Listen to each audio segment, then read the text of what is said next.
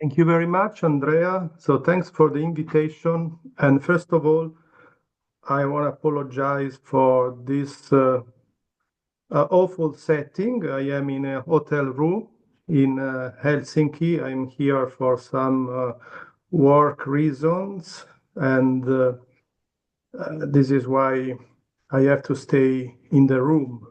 But it's fine. I can hear very well. I hope you can hear me well too. And so I would like to, I try not talk not too much and to make some brief and synthetic arguments, and then to leave more space as possible for the discussion. Very shortly, Andrea already resumed some of my background, but with respect to the topic of today, this food criticism or gastronomic criticism, I just want to highlight that I started to study and to research from a philosophical standpoint, mainly the topic of food, because I was earlier a food enthusiast and a food appassionato and a food lover. So I started first in the field of criticism, of guides, of expertise. I was considered someone like a wine expert, as Andrea said. So this is to say that what I'm going to say is not starting from theory, and let's say started from very long ago from practicing this field. I started about 30 years ago, more than 30 years ago. It was in the early 90s when I was very young. And then I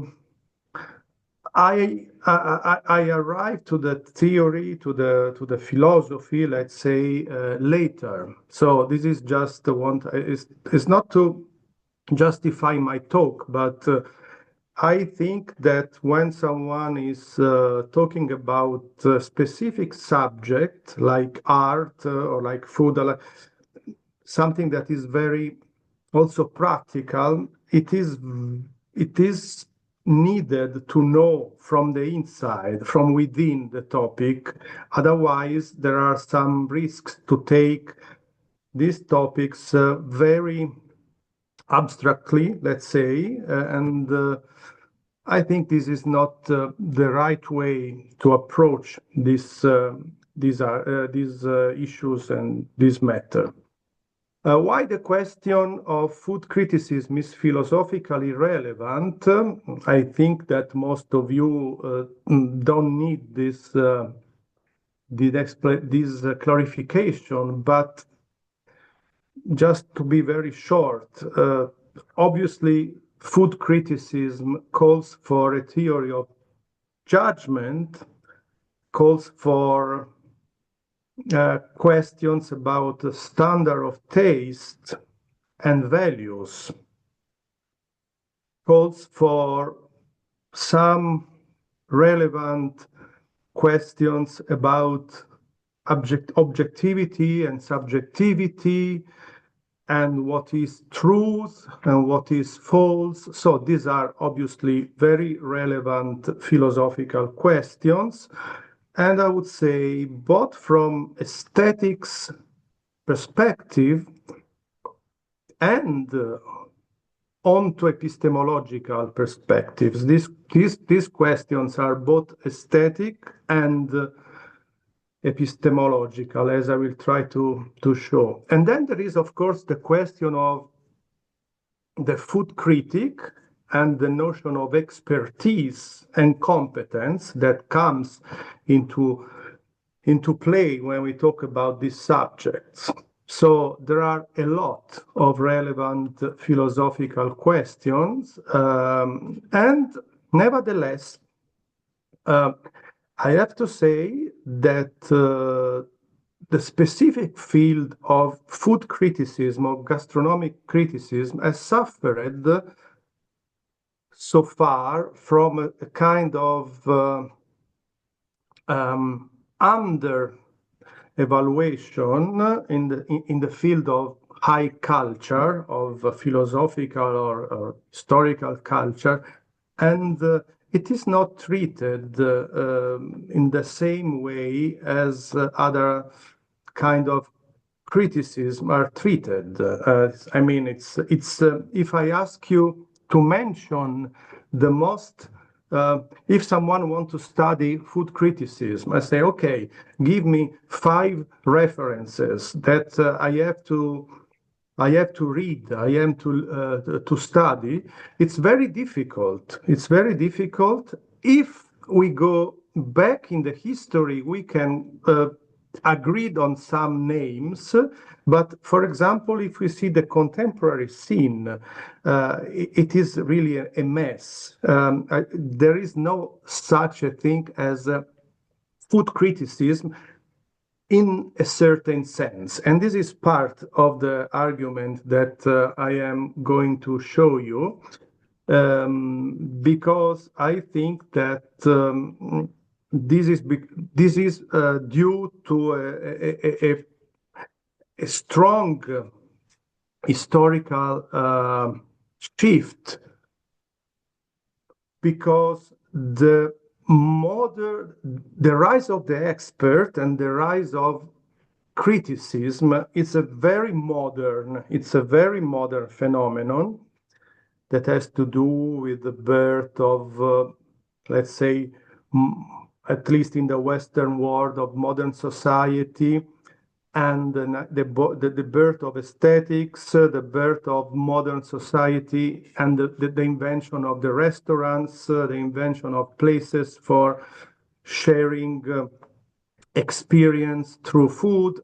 So this, to be very, very general, this phenomenon that date back around the 18th century, the 18th century has been called the century of taste, brought the rise of the expert in the sense that is commonly meant today. But what happened at least in the last 20, 30 years, very explicitly, even if this change started from the 20th century to go back, but let's say the last 30, 40 years, they really put something radically different, is that the traditional food critic has almost disappeared. I don't know if you watch the film The Menu. The Menu, it's a I think it's very nice movie of a couple of years ago. And this movie, of course, all of us know Ratatouille. That was the movie of 2004, 2005 by the Pixar, the Disney Pixar. But this movie, The Menu, puts on stage a certain contemporary image of the so-called fine dining, avant-garde cuisine, or more generally creative cuisine, in relationship with the appreciators of this kind of art. And the reactions elicited by such cuisine are depicted in this movie with notable emphasis, and of course some caricature. This film has produced immediate polarized judgments, of course, especially from gastronomic criticism. But what I found interesting in the menu, in the movie The Menu, is that I think that is not just a movie about cooking, about denouncing the haute cuisine stylish manners. The director, Mark Millod, used cooking as a metaphor. It is a metacritique to a certain way of perceiving, a certain way of evaluating. In other words, the movie, in my opinion, deconstructs a certain way to approaching artistic creation and the word of appreciation of these artistic works.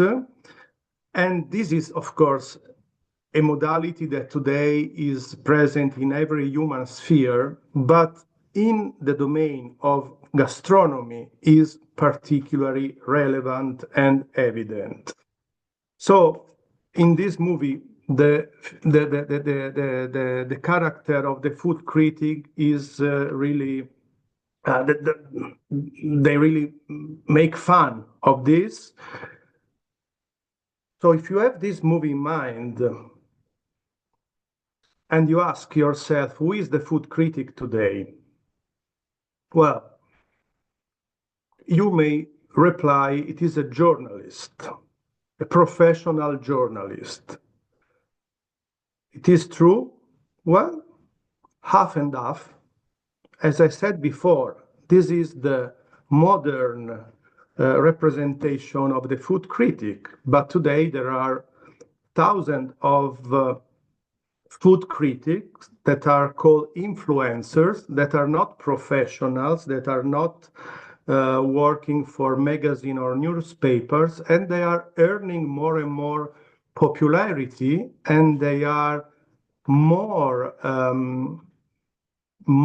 relevant in the world of food than the professional journalists. But if we stay on the professional journalist, we think about who is supposed to embed this professional journalist. Is supposed to embed an expert. An expert of what? When we talk about food criticism or wine criticism, but let's stay now on food because there are differences between food and wine. If the food critic is someone that is an expert of restaurants, what is the competence that is supposed to possess, to own? Because when we talk about restaurants, we are not talking about competence about products. We are talking about competence about meals, but meals and dining experiences are not the sum of ingredients, are not the sum of products. So what does it mean to be competent about a gastronomic experience? As it was said in the modern world, in the French word, a gastronomic restaurant is a restaurant where a certain kind of creativity and research is made. What does it mean to be competent about all this? It's not about being a competent or about a cheese or about coffee or even about wine, about a specific product. It's a different story. And here we see, something that is very interesting and difficult at the same time, because I think one of the main misunderstanding, one of the first misunderstanding at least, is about the confusion between competence on a product and competence on an experience. Competence about an experience calls for a different characteristics, different features. They cannot be reduced to elements that are identified in the same way. I want to start by saying that in one of the books that I wrote, I start with proposing the, I think, obvious, but at the same time, very unveiled difference between reviewing and criticizing. What is today misunderstood in most cases in our pop culture, the cultural dimension, the mass mediatic dimension of food today, of food journalism, is that people think that criticizing means to make reviews, to make make rankings. Well, obviously, all of you that studied, that has just a basics in philosophy, know that the meaning of the concept of critique is not to review, is not to evaluate, but is rather to understand and to give arguments about something. This is the first meaning of criticize. While reviewing is about giving suggestions, giving indications. There is one sentence, one quotation from a very famous Northern Europe food journalist, Andres Usa, that once he said, "I am not a critic. My business is to give recommendations." So not everyone has the same awareness as Andres Usa. And there is this wrong overlapping between giving recommendations. So if you ask me, what is the best restaurants in Helsinki, or just suggest me the 10 best restaurants in Helsinki according to your view, I can give you some names, but this is not about critic, it's not food criticism. This is about giving suggestions, giving indications. And if you translate this into the bigger picture of journalism, of mass media, to be more correct, reviewing is about market, is about money, it's about financial values of something, while criticizing is about knowledge. It's about epistemology. It's about something that is not reducible to financial exchange. And this is why it's very difficult today to find and to have food critics, because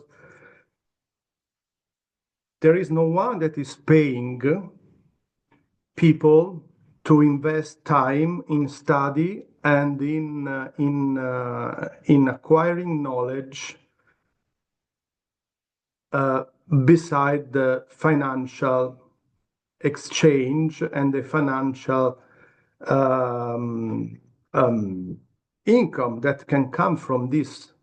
So if you are a young person that want to become a food critic, you have to be paid by someone that want to be rewarded by other means, that means advertising, publicity, public relations. There is today a very popular, very frequent character that is someone that represent herself as a critic, but instead is a PR, someone that is promoting restaurants, promoting places, promoting because of the financial needs.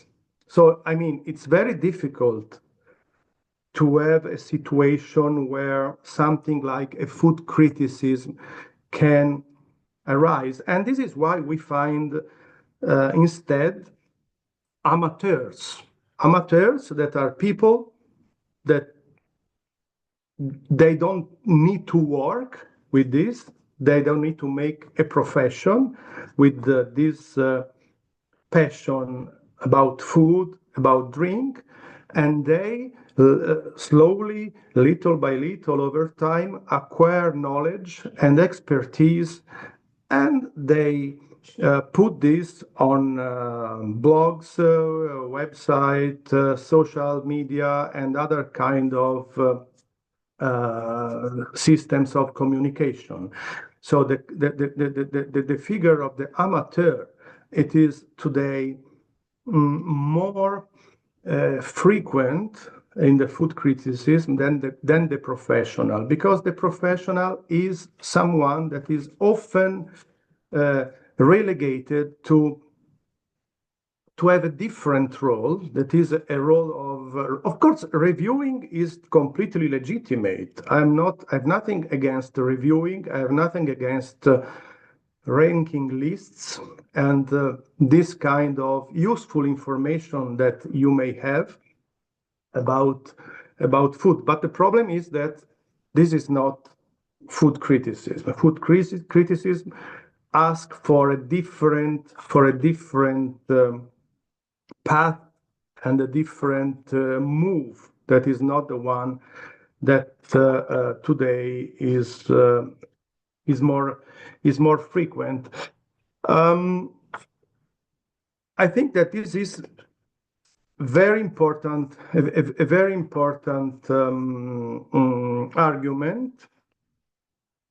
Now I want to say something about another point, that is the connection between the idea of food criticism and the theory of taste that is behind this idea. That this has a lot to do with what I have said so far.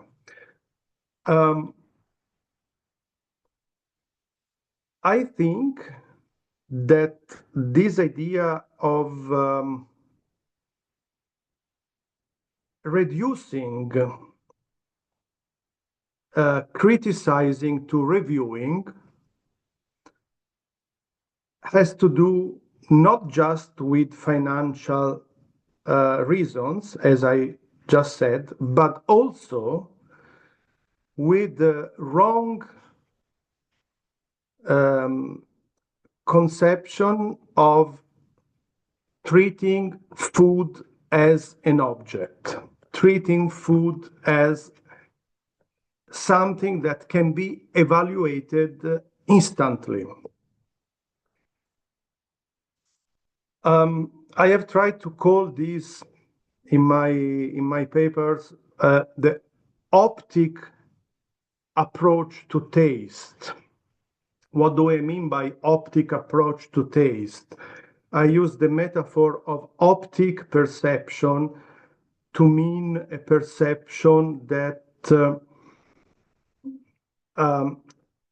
starts from the idea that you can be detached at distance from the object that you evaluate. So there is a subject on one side and there is the object on the other side.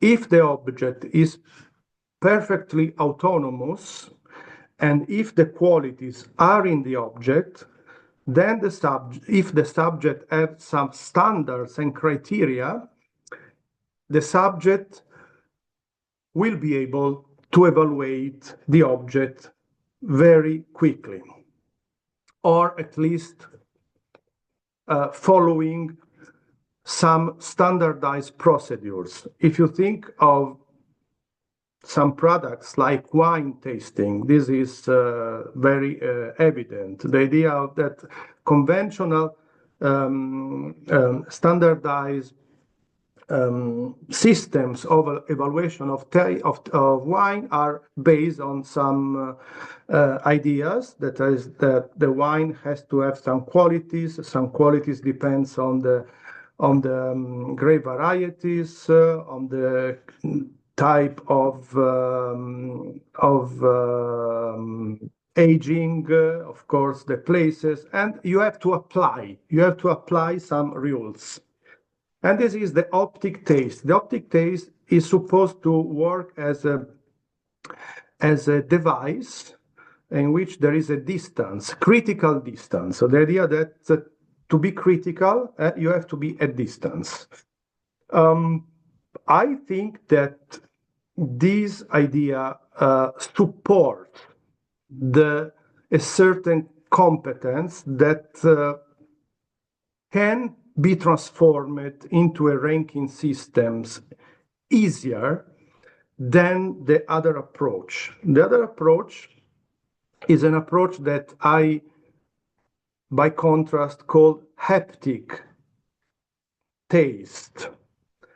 And it is, in other words, the relational approach that Andrea mentioned at the beginning, relational aesthetics. What do I mean by haptic taste or relational taste?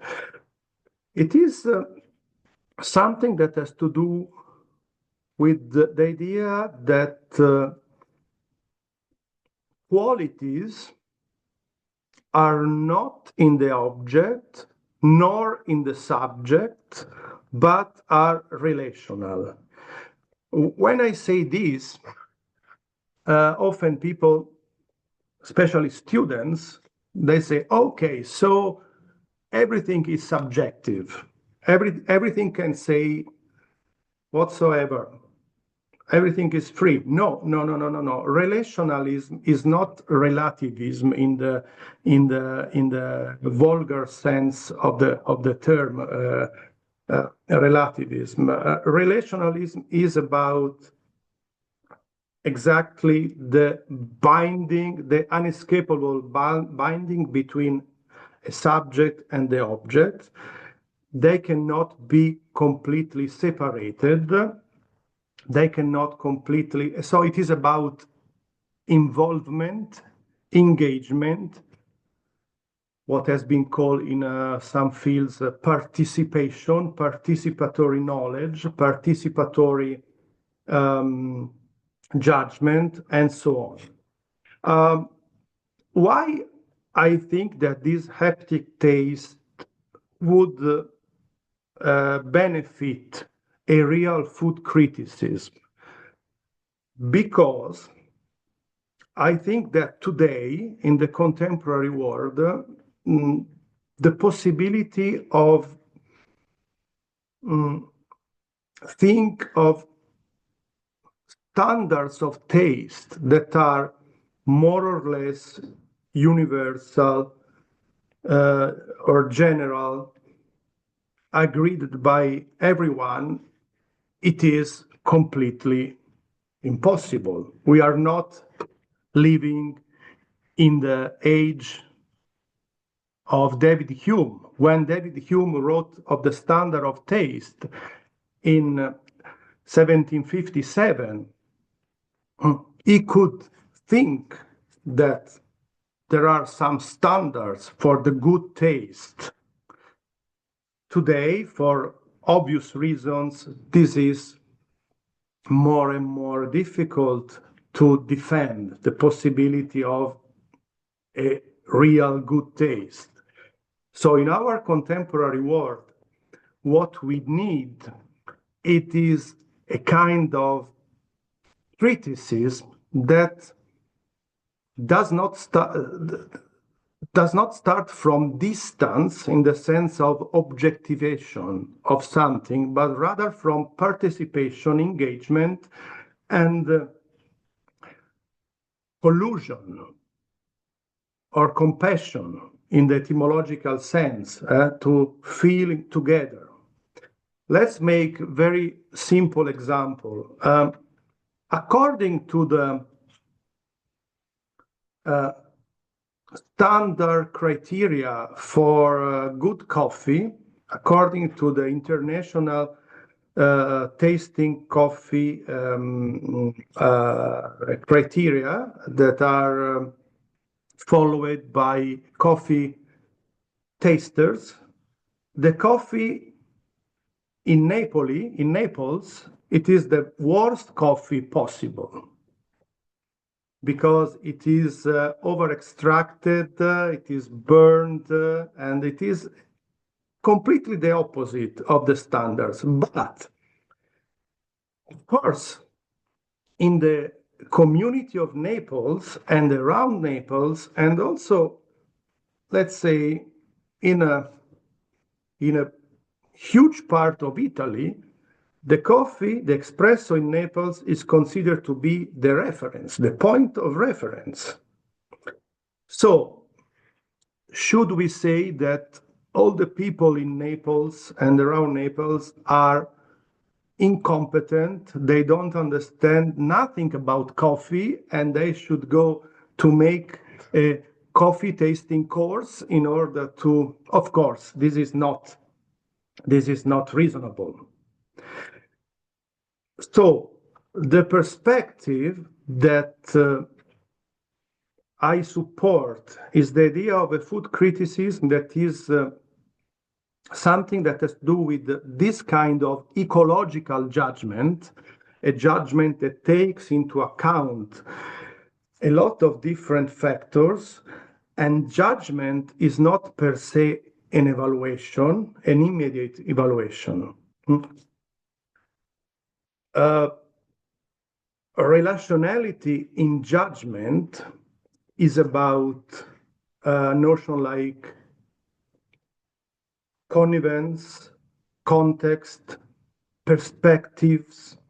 So it's about an awareness and a sensibility or a perceptiveness that is not competence in the sheer sense of the term, if we mean by competence the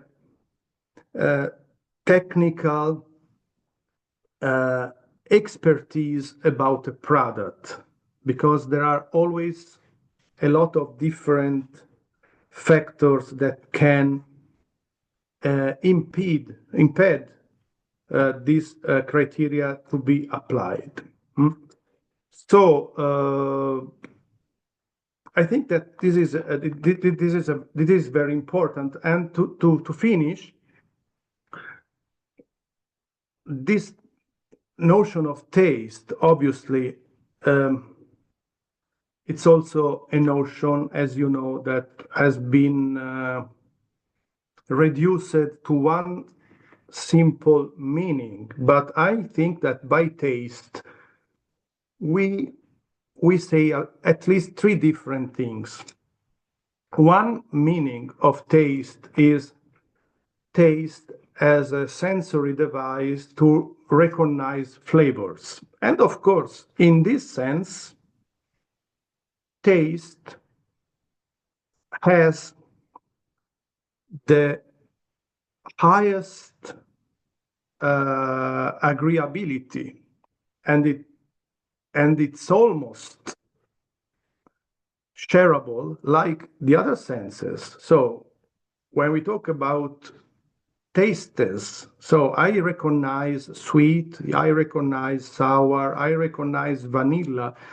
This is something that can be disputed, but very little. And there is the way to find a common ground about this kind of recognition, at least in the same culture, in the same age, in the same period. Then we have a second meaning for taste, that is taste qua pleasure. And this is the big misunderstanding of the motto, there is no accounting for taste. De gustibus non est disputandum. If we talk a taste in terms of personal preferences, this is something that, of course, is the opposite of the first meaning. Here we have the highest level of disagreement and of personal preferences and idiosyncrasy, and no one can contest my personal preferences. And then we have the third meaning, which is taste as appreciation of qualities. That is the meaning that goes again to the notion of good taste, the appreciation of qualities. It is something that we learn through education, training, and so on and so on. But today, good taste, for the reasons that I just described very briefly, cannot be understood in the same sense as it was in the past. So good taste, I say, should be replaced by the idea of not that the good, it is at the beginning of the process. Good is not something from where we start. I know what is good, and then I have to just recognize the good in things. This can be true. This can be true at individual level, of course, but I mean at a bigger level, a social level. Good is something that is continuously reshaped and made. So it is at the end of the perceiving process. If we think of what's happening in the world again of natural wines, when I started 30 years ago, some criteria of wine appreciation, of taste appreciation of wine were different from now. Now there are other words, other vocabulary.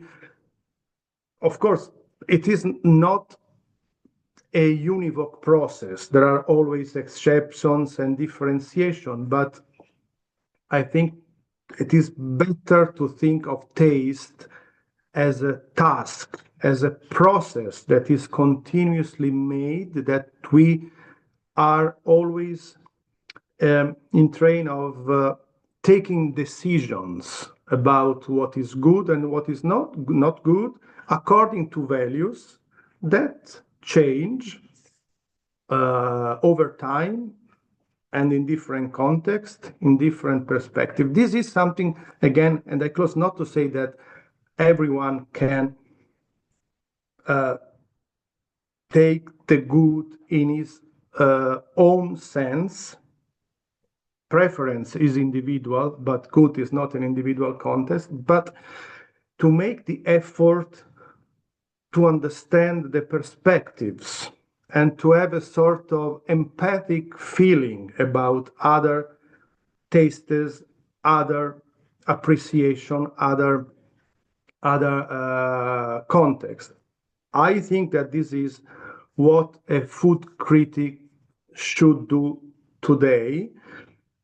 It's very difficult because of the reasons that I sketched at the beginning. It is very rare, and we should have PhD universities that invest on food criticism just for the sake of knowledge and to support cultural knowledge. And this is something that is happening very, very rarely.